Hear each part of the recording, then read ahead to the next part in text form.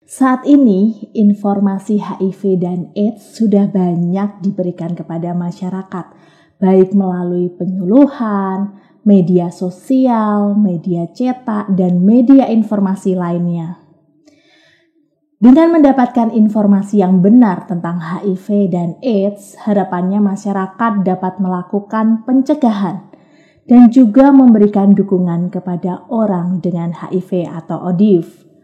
Namun, sebagian besar dari masyarakat mungkin belum mengetahui bahwa perempuan yang terinfeksi HIV ternyata bisa memiliki keturunan yang tidak HIV jika mengikuti program pencegahan penularan HIV dari ibu ke anak atau PPIA. Program ini merupakan upaya untuk mengurangi resiko penularan HIV kepada pasangan maupun kepada bayi. Sasaran program adalah pasangan yang berisiko yang salah satu atau kedua-duanya terinfeksi HIV.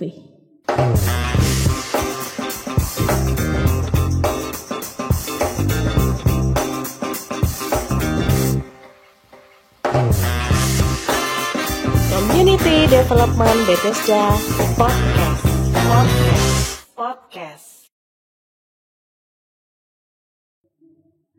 Sobat Sidi Bethesda, kembali bersama saya Prisa dalam Community Development Bethesda Podcast.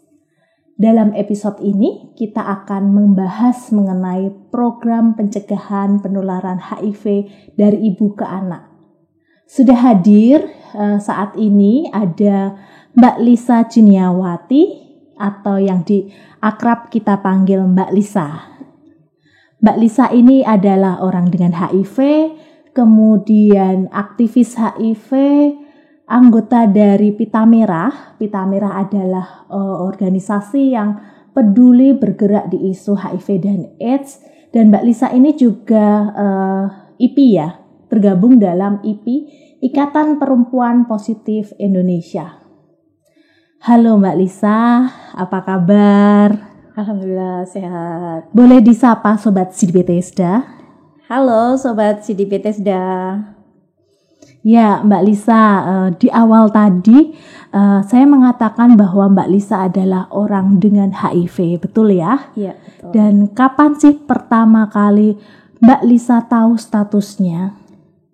Awalnya saya tahu status bulan Mei 2013. Mei 2013? Iya. Oke. Waktu itu saya sempat sakit, diagnosisnya tipes. Dirawat pertama, observasi 5 hari, sampai pulang ke rumah dan masih dengan gejala yang sama, diare, terus sariawan dan juga sering demam di malam hari. Demam.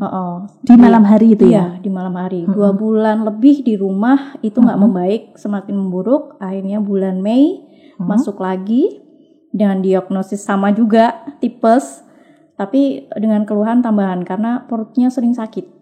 Oh gitu. Akhirnya mondok lagi, dan di sana saya menyampaikan keluhan yang saya alami gitu, seperti sariawan, diare.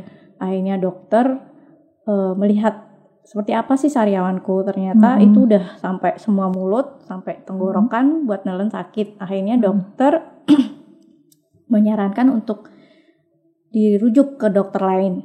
Akhirnya saya menyetujui karena ya emang saya pengen sembuh, karena ada anak yang harus saya rawat. Akhirnya saya dipertemukan dengan dokter. Dia banyak bertanya, screening kalau dalam isu ini ya, isu HIV. Akhirnya saya di screening dan di situ saya ada faktor risiko, pernah melakukan hal berisiko dan ciri-cirinya juga merujuk ke sana. Akhirnya saya harus menandatangani informed consent. Pas saya baca saya kaget, dok, ini HIV, maksudnya apa ya? Akhirnya dokter menjelaskan. Jadi tadi saya sudah bertanya kepada ibu dan apa yang ibu alami gejalanya itu merujuk ke sana. Dan setelah saya tanya juga ibu pernah melakukan hal beresiko. Jadi untuk menegakkan status kesehatan ibu, saya harus memeriksa dengan cek lab. Karena tidak bisa menegakkan status hanya dilihat dari fisik. Akhirnya saya menyetujui dan saya dilakukan tes. Sehari berikutnya hasilnya keluar dan dokter menyampaikan ke saya dengan membawa amplop yang masih tertutup. Ibu, ini hasilnya sudah keluar. Dan amplopnya masih tertutup karena hasil ini rahasia. Jadi yang tahu cuma dokter, dalam hal ini saya karena yang menangani ibu saya sama ibu. Jadi kita nggak akan membuka status kepada orang lain tanpa persetujuan ibu. Oke dok, hasilnya gimana dok? Oke, ini masih tertutup. Saya buka di depan ibu ya. Dibuka dan itu dibacakan. Hasilnya ibu reaktif. Saya langsung nge-freeze. Nggak percaya. Bingung, antara bingung dan nggak percaya. Maksudnya apa ya dok? Jadi ibu positif HIV. Positif HIV ya. Di situ bengong, kayak waktu berhenti gitu. Akhirnya dokter memberi jeda kan, membiarkan saya untuk menganalisa atau memahami apa yang disampaikan. Jadi semacam ngeblank gitu ya? Ngeblank gitu kan. Terus nasib saya gimana dok? Apakah hidup saya tinggal sebentar? Oh enggak, bukan seperti itu. Dokter menjelaskan, sekarang udah ada obatnya. Ibu bisa berobat, minum obat, tapi obat itu tidak menyembuhkan. Jadi sudah ada obatnya tapi tidak menyembuhkan ya? Obat itu hanya untuk membuat ibu sehat. Dan ibu harus meminumnya seumur hidup. Oh gitu ya dok. Obatnya seumur hidup. Tapi maaf di sini karena di rumah sakit ini belum ada obatnya, ibu saya rujuk ke Sarjito. Karena ibu harus melakukan serangkaian tes juga untuk menentukan pengobatannya. Ibu harus dites CD4. CD4 apa itu dok? Saya juga bertanya karena benar-benar nggak tahu. CD4 itu sel darah yang diserang oleh virus. Seperti itu. Oh gitu ya dok. Oke dok, saya ikutin saran dokter aja. Akhirnya dokter bertanya, ibu punya anak balita? Ada dok, anak saya umur 2 tahun. Oke, karena ibu mempunyai anak balita dan suami ibu juga harus dites. Karena takutnya anak atau suami tertular HIV juga. Oh iya dok. Terus dokter bertanya, ibu mau menyampaikan hasil ini ke suami tidak? Ya saya harus menyampaikan dong dok. Saya nggak mungkin diem aja, saya nggak mungkin menutupi ini. Karena saya juga punya anak, saya nggak tahu kondisinya dia seperti apa. Oke, kalau nanti ibu butuh bantuan, saya bersedia membantu. Nggak usah dok, untuk sementara biar saya sendiri yang ngomong ke suami. Nanti kalau emang saya butuh dokter, saya akan menghubungi dokter. Akhirnya dokter itu memberikan motivasi buat saya. Setelah itu dokter pergi, di situ saya mulai bengong. Marah dengan diri saya sendiri, menyalahkan karena saya langsung ingat dengan anakku yang sakit-sakitan dari umur 6 bulan. Di situ aku merasa bersalah, aku merasa menjadi orang yang paling gak berguna gitu. Ini adalah karma. Hanya kayak ada penyesalan begitu ya. Penyesalan. Hanya karena kesalahan yang pernah aku lakukan, aku harus melibatkan anakku, membuat anakku menderita kesakitan seperti itu. Di situ aku merasa bahwa aku menjadi orang yang paling hina. Aku menjadi orang yang paling bersalah di muka bumi ini. Belum selesai itu aku harus mikir, aku gimana cara nyampein ke suami. Kalau aku diceraiin, aku ditinggalin gimana? Itu ada ketakutan itu. Tapi aku gak boleh egois. Apapun risikonya, aku harus jujur ke suamiku. Karena dari awal kita menikah, kita udah komit bahwa kita harus jujur, terbuka, apapun yang terjadi kita harus terbuka. Untungnya sebelum nikah tuh aku udah jujur gitu loh kondisi aku, bahwa dulu aku pernah melakukan kesalahan gitu. Dari situ gampang gitu loh ketika aku mau membuka status ini. Akhirnya malamnya aku harus menyampaikan, memutuskan untuk siap gak siap, apapun risikonya aku harus menyampaikan ke suami. Itu sih yang aku rasakan hari itu setelah tahu status tuh. Jadi pertama kali memang terbukanya terhadap suami begitu ya. Setelah itu aku akhirnya nyampein ke suami. Ya dipancing lah moodnya hari ini dia seperti apa. Jangan sampai aku menyampaikan di saat yang nggak tepat gitu. Ternyata dia baik-baik saja, kondisinya juga baik-baik saja. Akhirnya saya berani untuk ngomong, ya kemarin aku bilang aku disuruh tes kan, ini hasilnya udah keluar. Lalu saya keluarkan amplop itu, saya serahkan ke suami. Suami baca hasilnya. Saya bilang, aku positif HIV ya. Suamiku masih diem, liatin aku sambil baca. Terus dokter bilang apa? Ya, ada obat. Kalau ayah mau ninggalin aku atau nyerahin aku gak masalah. Langsung dia marah mukanya. Kamu ngomong apa? Kamu istri aku. Apapun kondisi kamu, dari awal aku udah komit. Apapun kondisi kamu, ya kita hadapi sama-sama. Aku akan ada di samping kamu. Sekarang kamu gak usah mikir masa lalu kamu, gak usah mikir ke belakang. Sekarang kita fokus ke depan, kamu sehat, anak kita sehat. Kamu gak usah mikir apa-apa, besok aku akan temui dokter. Aku akan tanya. Jadi yang dikhawatirkan itu malah terbalik ya? Iya. Suami malah menerima, karena sejak awal sudah tahu resikonya gitu ya? Jadi Luar dia biasa. justru malah kayak mendukung gitu loh. Ya. Ya aku bersyukur, nggak bisa berkata apa-apa, aku malah kok ya udah alhamdulillah gitu, berarti dia emang pasangan yang dikirim Tuhan yang terbaik buat aku itu. Ya udah. Karena jarang ya ada pasangan yang bisa menerima begitu. Karena banyak di luar teman-teman yang ketika dia sudah terbuka sama suaminya, justru dia mendapatkan kekerasan, justru dia diusir, justru dia diselingkuhin seperti itu. Tapi alhamdulillah suami aku mau menerima. Itu aku bersyukur banget gitu. Ya. Terus kemudian tadi diajak tes ya, suami, anak. Akhirnya suami sama anakku tes dan hasilnya suami negatif, anak positif. Tapi saat itu suamiku menutupi kalau hasilnya dia negatif. Nah itu kenapa itu? Alasan dia ketika setelah aku sehat dia jujur itu, alasan dia karena aku nggak mau kamu sendirian.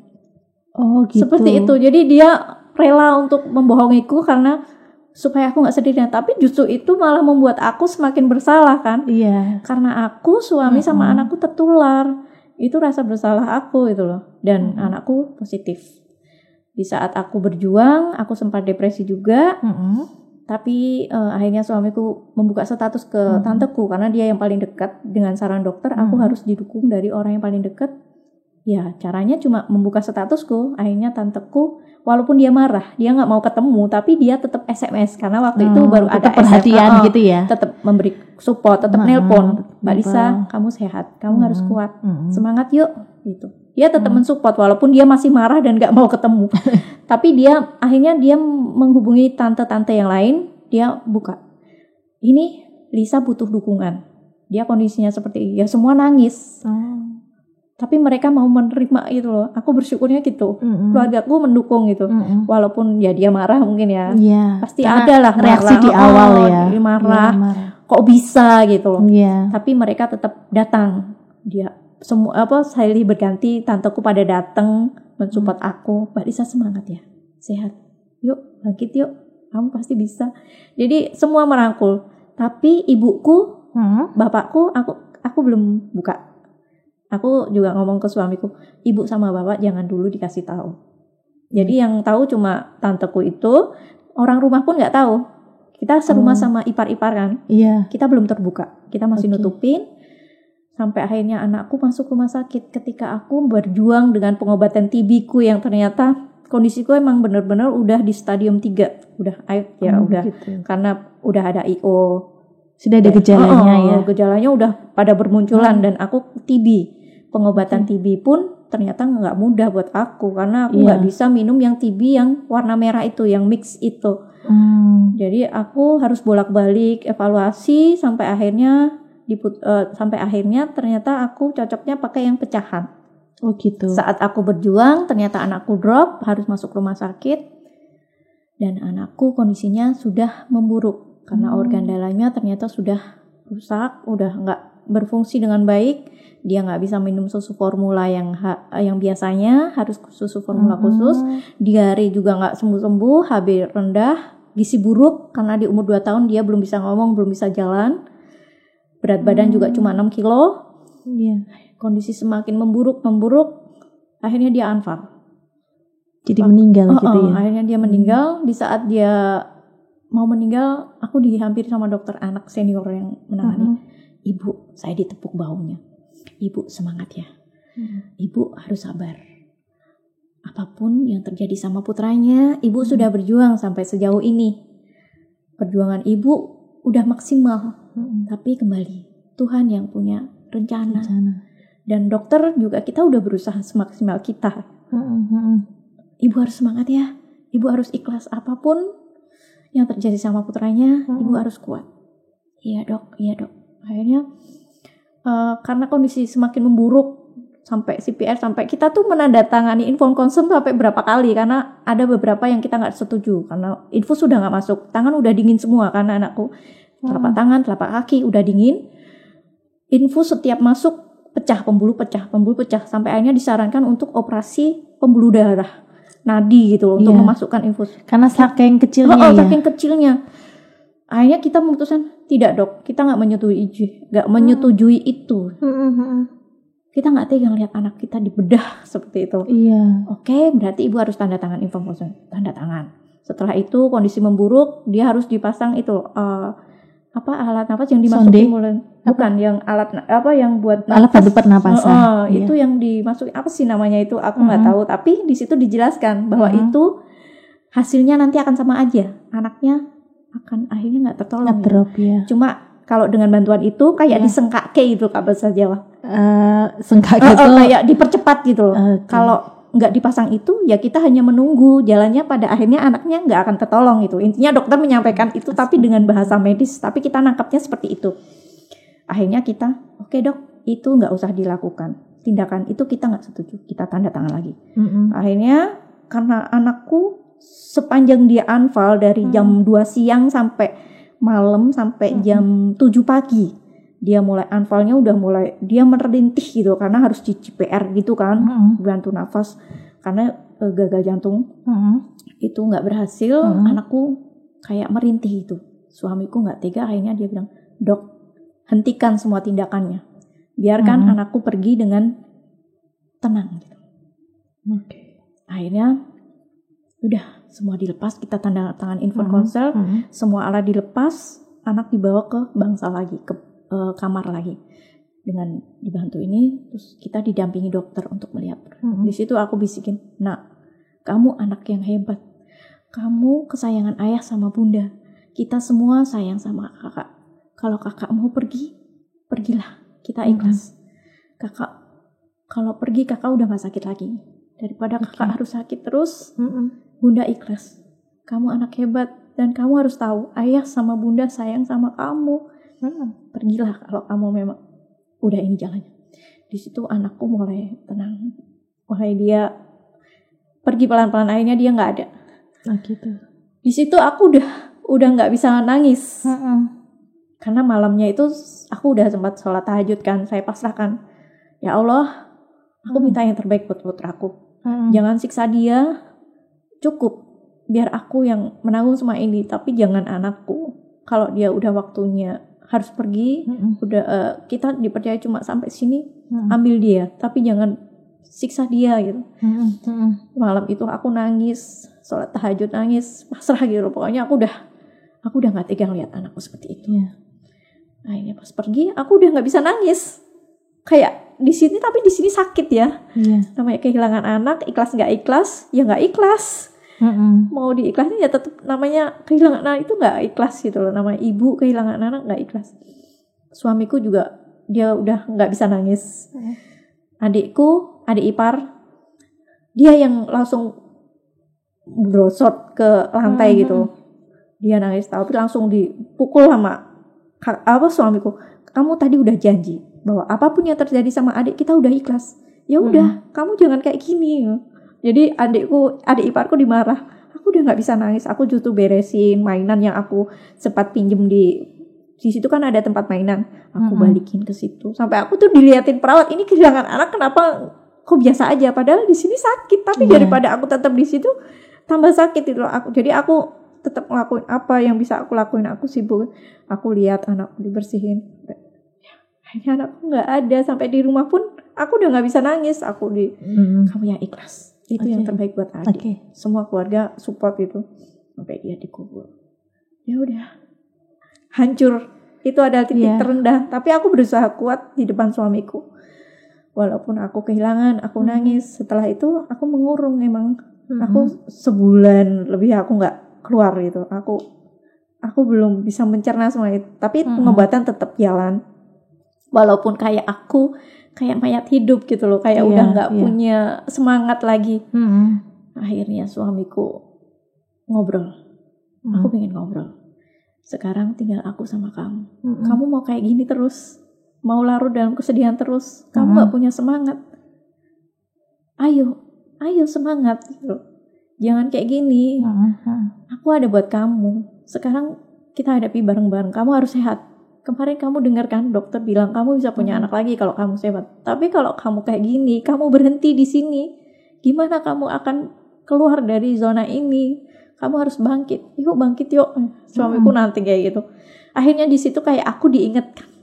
Oh iya, aku udah janji sama anakku bahwa aku akan berjuang. Akhirnya di situ aku mulai sedikit untuk membuka itu, ya udah, aku mau bangkit. Di situ, mulai dari situ aku mulai bangkit, mulai aku mau keluar rumah, mau ke tempat ibu. Ya pokoknya melakukan kegiatan lagi gitu. Walau masih ada hal yang kosong di sini, mulai semangat lagi untuk pengobatan. Sampai saya nggak bisa kata-kata di situ. Dan tadi Mbak Lisa ya, di pernyataan Mbak Lisa tadi bahwa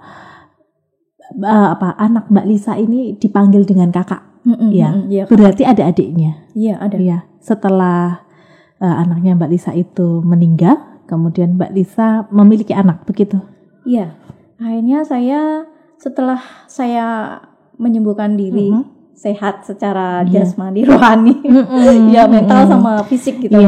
Akhirnya kita ngobrol sama suamiku, kamu kapan siap punya anak lagi? Kita nggak bisa kayak gini terus, umur kita semakin bertambah. Gitu.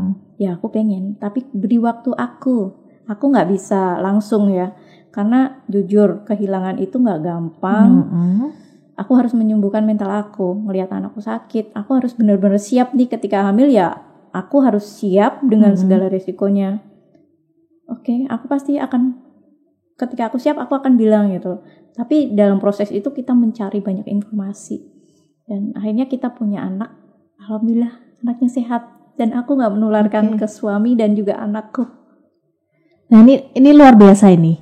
Jadi bisa tidak menularkan HIV kepada anak. Nah apa sih kuncinya keberhasilan sampai bisa tidak menularkan ke anak, karena HIV ini kan sebetulnya menular melalui hubungan intim ya dengan pasangan.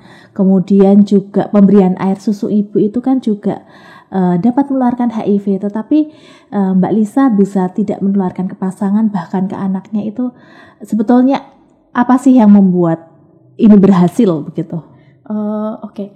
Jadi selama aku dalam penyembuhan, walaupun aku minta waktu ke suami ya, tetap aku mencari informasi tentang apa sih HIV itu. Tetap mencari informasi ya. Orang-orang yang hidup dengan HIV seperti apa sih?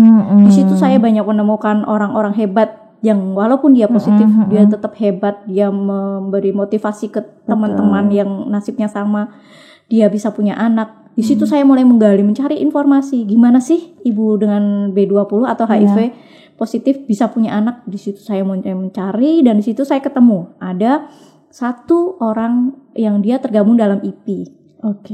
Dia bisa melahirkan anak yang sehat, dia bisa memberi ASI. Di situ saya mulai menggali, apa sih IP? Di situ saya mulai tertarik nih. Oh, Ikatan Perempuan Positif Indonesia.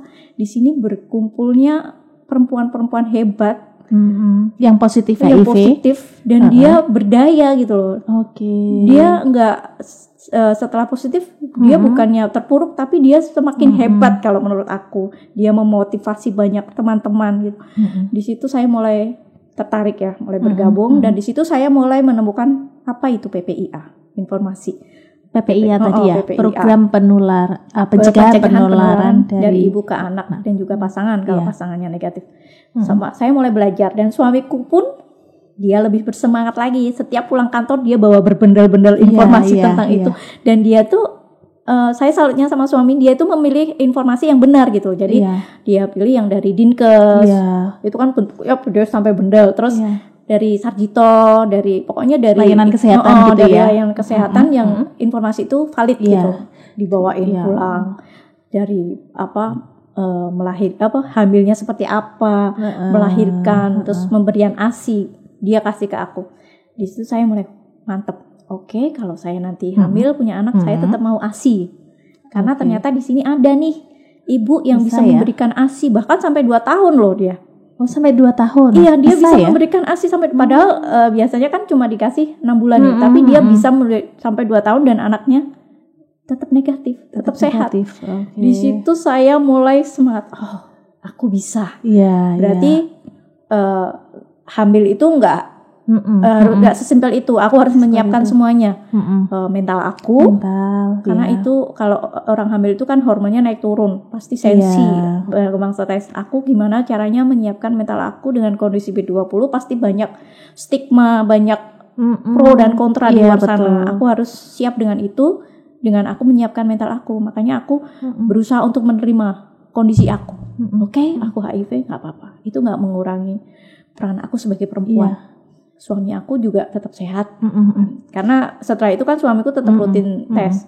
Akhirnya kita juga cari dokter yang emang menangani ibu dengan HIV positif, yang hamil, dokter kandungan yang emang menangani itu. Kita tanya ke konselor di Sarjito sama Pak Abid, di situ disarankan untuk udah ke dokter dia. Akhirnya kita memutuskan untuk ke dokter dia, kita cari kliniknya dia praktek di mana, karena di Sarjito kan dia di poli perjanjian. Dan kalau pagi suamiku nggak bisa nganter karena dia kerja. Akhirnya kita memutuskan untuk ke klinik dan suamiku survei ke sana, nanya, Bu, ini kalau mau daftar gimana? Terus prakteknya hari apa? Dokter ini praktek di sini. Akhirnya diberi informasi, akhirnya kita buat janji, kita daftar, kita ketemu dokter di situ. Banyak hal yang aku tanyakan. Seperti prosesnya seperti apa, kalau ibu dengan HIV positif hamil, apa yang harus saya siapkan, terus syarat-syaratnya apa nih yang harus saya penuhi supaya saya bisa hamil dan saya nggak menularkan ke pasangan pastinya karena suami saya negatif.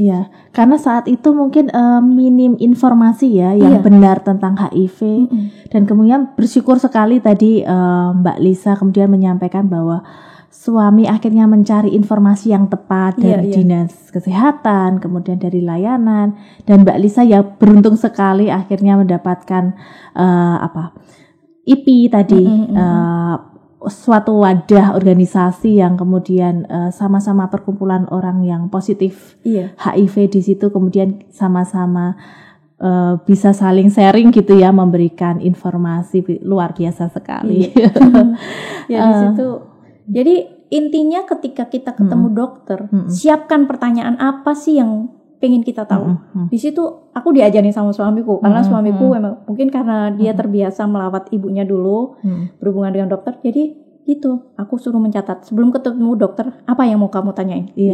Dicatat semua. Nanti di depan dokter ditanyain, dok, tanya gitu. Jadi saya tanya apa sih? Jadi lebih aktif ya? Iya, karena dokter kan kalau kita nggak aktif ya dia memberi informasi seperlunya aja. Dianggap kita udah ngerti gitu. Tapi kalau kita aktif dia akan memberikan informasi lebih jelas lagi.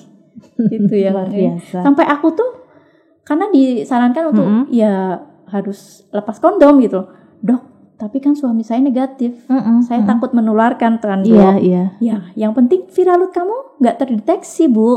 Viral load itu jadi jumlah virus yang ada dalam tubuh. Kalau virusnya tidak terdeteksi, itu tidak menularkan ke suami. Ya ada risiko penularan 0,01%. Tapi ya itu teruji klinis bahwa itu nggak menularkan gitu loh, selama kamu nggak selama pokoknya tidak terdeteksi. Intinya itu. Terus gitu ya, dok. Tapi saya masih takut dong. Ya enggak, biasa aja, bismillah gitu loh. Terus saya sampai pertanyaan aneh gitu, pertanyaan konyol menurut aku ya. Sampai saya tanya gini, dok, kalau misalnya kondomnya dibolongin gimana? Langsung dokternya ketawa, ibu bisa aja. Di kondom itu kan ada cairan yang itu melemahkan sel sperma. Ya mana mungkin ibu bisa hamil gitu. Ketawa. Oh nggak bisa ya, dok? Ya nggak bisa, udah los aja. Yang penting nanti ibu tes. Kalau CD4 udah di atas 300, ibu nggak ada IO, ibu benar-benar sehat, viral tidak deteksi, ya udah gitu. Tidak ada IO itu tidak ada infeksi opportunistic. Jadi infeksi yang menyerang tubuh kita karena orang dengan HIV itu kan imunnya lemah. Jadi dia gampang virus masuk seperti TBC, penyakit penyerta begitu ya. Penyakit penyerta gitu. Yang mengambil keuntungan dari imun kita yang rendah itu. Nah, ini Mbak Lisa, adakah kendala ketika Mbak Lisa menjalani program tadi pencegahan penularan HIV dari ibu ke anak? Kendala ya pasti ada ya. Ada ya. Tapi ya nggak terlalu berat sih, cuma saya nggak bisa memberi ASI. Padahal saya udah meyakinkan suamiku bahwa ibu dengan HIV positif bisa memberi ASI ya. Saya sampai sertakan artikelnya. Ini buktinya orang-orang yang bisa memberi ASI.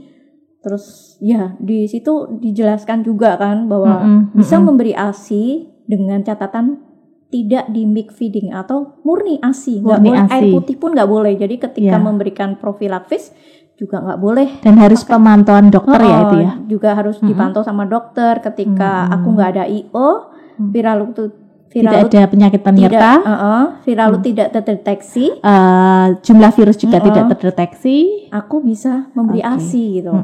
Tapi ternyata suamiku tidak, dia tetap no gitu, karena ya saya memahami kenapa dia nggak mengizinkan.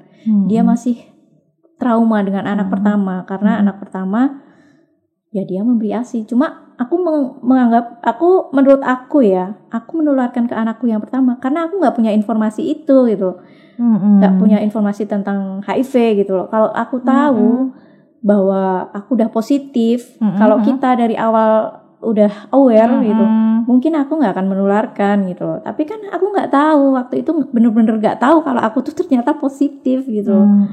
Dan ketika anak sakit juga kita nggak ngeh gitu, padahal dokter sudah pernah menyarankan di umur anakku 1 tahun sakit-sakitnya, apakah atau ini Bu, karena kondisi saya lihat anak ibu kondisinya seperti ini, coba dicek imunnya atau tes HIV. Terus dokter bilang, tapi kalau dilihat dari ayah bundanya sih kok enggak kalau HIV. Lalu aku diskusi sama suamiku, ya kan aku pernah lakukan hal resiko ya. Kita tes HIV enggak usah, suamiku bilang gitu. Enggak lah kalau itu. Suamiku tetap bilang gitu. Tapi kan udah enggak usah mikir aneh-aneh, enggak lah. Suamiku tetap yakin seperti itu. Jadi ya karena pengetahuan yang kurang tentang HIV, akhirnya saya menularkan. Ya aku menganggap bahwa ya itu kesalahan kita karena kita enggak mempunyai informasi yang banyak tentang betul. Sebenarnya harusnya ketika aku hamil ya aku tes gitu loh, supaya anakku sehat. Akhirnya jadi pedoman lah gitu. Jadi aku bisa mengedukasi adik-adikku karena semua adik-adikku juga tahu kan, adik-adik cewek. Makanya besok kalau mau nikah kalian tes dulu deh gitu, supaya nggak kejadian kayak mbakmu ini ya. Karena adikku tahu gitu loh, gimana aku sampai depresi, gimana aku berjuang. Jadi mereka tahu perjalananku. Seperti itu. Tadi kita berbicara tentang kendala ya. Kalau sekarang faktor pendukung yang akhirnya kemudian mendukung Mbak Lisa untuk program PPIA ini, dan Mbak Lisa bisa sampai sekarang tidak menularkan ke pasangan dan ke anak, itu seperti apa Mbak? Dukungannya udah pasti dari pasangan ya. Itu poin penting sekali. Pasangan mendukung, terus keluarga. Karena aku udah terbuka sama keluarga, jadi keluarga penting. Keluarga dariku sebelum aku memutuskan untuk hamil, aku udah ngasih tahu, Bu, karena ibu udah tahu ya, Bu, aku mau hamil. Terus piye nanti kalau anaknya? Ya enggak. Terus aku bilang kan, aku udah nanya-nanya ke dokter, udah cari informasi. Aku bisa kok punya anak sehat. Doain aja ya Bu. Aku cuma minta doa sama bule-buleku juga. Pokoknya aku minta doanya aja. Karena apapun keputusan aku ya, aku pasti udah pertimbangkan. Aku udah mencari informasi sebaik-baiknya. Jadi aku nggak mungkin lah aku terjun menyebur ke lubang yang sama lagi gitu. Pasti aku udah pertimbangkan. Ya udah, terserah gitu. kita cuma bisa mendoakan. Terus ipar-iparku juga, aku juga beritahu mereka karena mereka satu rumah kan. Ya mereka cuma mendukung. Ya udah kita serahkan. Jadi faktor keluarga ya. Faktor keluarga menjadi hal yang penting ya. Iya. Oke. Kemudian pada saat menjalani proses kehamilan, nah setelah mengikuti program PPI ini, apakah masih ada keraguan atau kekhawatiran anaknya tuh bisa positif lagi? Dan kemudian apakah penjelasan dokter itu mampu membantu untuk meyakinkan diri sendiri bahwa anaknya tidak akan terinfeksi HIV seperti itu? Iya, sempat ada keraguan, itu udah pasti ya. Karena khawatir gitu ya. Itu udah pasti. Kalau ke dokter itu selalu nanya gini, dok, tapi keberhasilannya berapa persen sih dok? Pasien yang dokter tangani gimana sih hasilnya? Dokter menjelaskan, saya udah banyak menangani dan sebagian besar 80% berhasil karena ibunya patuh. Jadi kuncinya ibu harus patuh ARV. Ibu harus semangat, bismillah anaknya sehat. Yang tidak berhasil itu karena emang ibunya tidak patuh. Dia seperti itu. Jadi di situ mulai ada kelegaan gitu loh. Bismillah sehat lah. Yang penting aku afirmasi diri supaya aku nggak terlalu memikirkan itu kan. Karena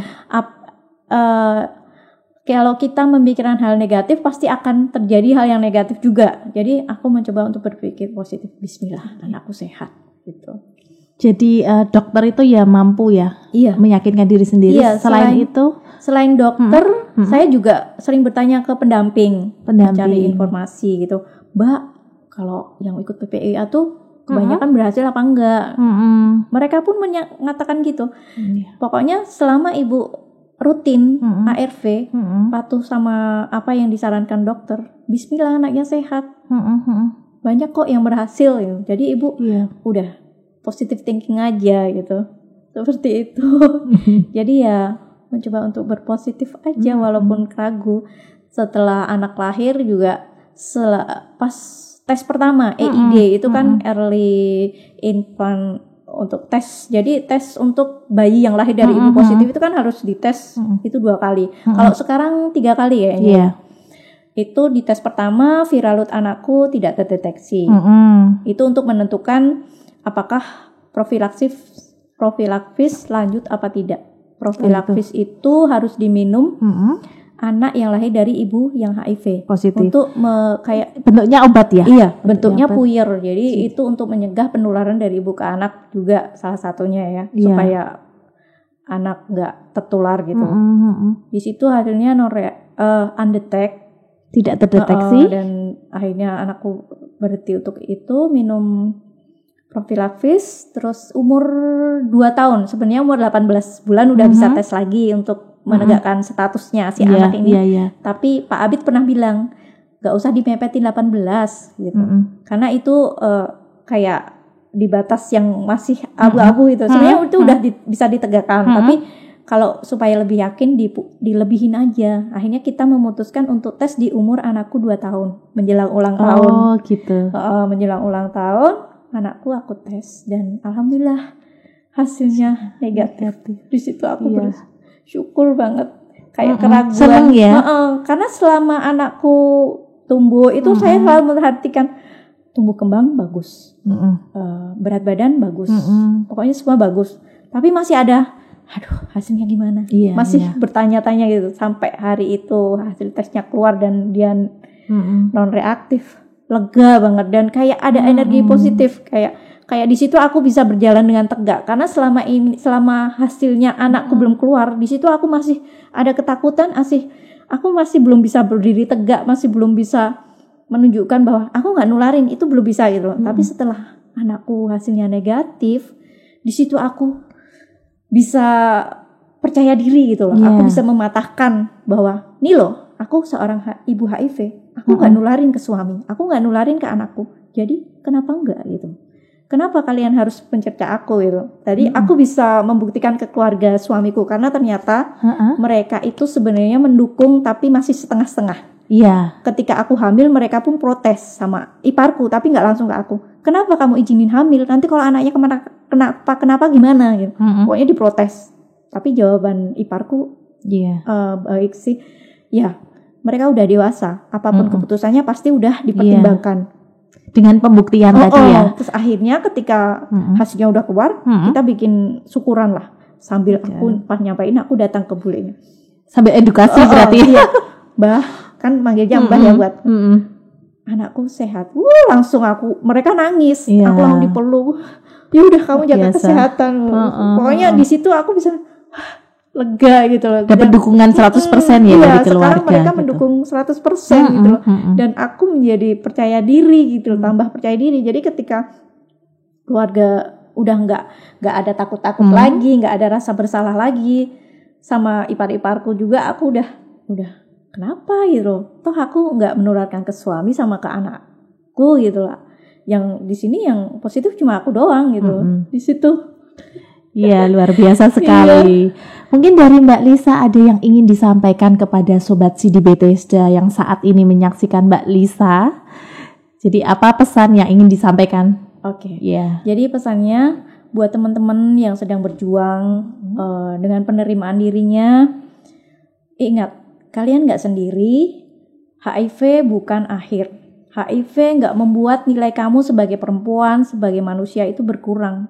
Justru kalian harus bersyukur dengan kamu tahu status, kamu bisa memperbaiki diri kalian untuk menjadi lebih sehat lagi. Kalian bisa peduli dengan kesehatan dan kalian ada perempuan hebat yang dipilih Tuhan untuk ada di posisi itu. Dan semangat, kalian pasti bisa. Kalian tetap bisa punya keluarga yang bahagia, punya anak yang sehat. Kuncinya cuma satu. Patuh ARV. Belum ada obat yang bisa membuat kalian sehat ketika kalian positif HIV kecuali ARV. Jadi itu harus aja sih patuh pesan ya. aku. Tetap semangat begitu. Semangat. Oke, baik, terima kasih Mbak Lisa. Sobat Sidi Bethesda, kita sudah mendapatkan pesan kunci hari ini. Yang pertama, sudah ada program pencegahan penularan HIV dari ibu ke anak, yang artinya ibu positif ini berhak untuk menikah, kemudian memiliki keturunan, kemudian kuncinya juga ada di kepatuhan obat sehingga virus itu bisa ditekan atau disupresi, kemudian tidak terdeteksi dan akhirnya tidak akan menularkan kepada pasangan maupun anaknya. Dan yang kedua, dukungan pasangan, keluarga, dan masyarakat lagi-lagi menjadi sangat penting bagi orang dengan HIV agar mereka dapat menjalani hidup lebih baik seperti masyarakat pada umumnya, agar mereka dapat mendapatkan hak yang sama dan lebih berdaya. Terima kasih kami ucapkan kepada Mbak Lisa yang sudah hadir di sini, kemudian menginspirasi dan juga berbagi pengalaman hidup yang sangat luar biasa terkait dengan program pencegahan penularan HIV dari ibu ke anak. Ya, sama-sama. Tetap semangat ya Mbak Lisa ya, dan tetap jaga kesehatan seperti itu. Dan terima kasih kepada seluruh Sobat Sidi Bethesda yang setia mengikuti perbincangan kita kali ini. Jangan lupa like, komen, dan subscribe YouTube channel Sidi Bethesda. Sampai bertemu di Community Development Bethesda Podcast edisi berikutnya. Saya Prisa pamit undur diri. Dukung orangnya, cegah virusnya. Stop stigma dan diskriminasi. Semua setara, akhiri AIDS.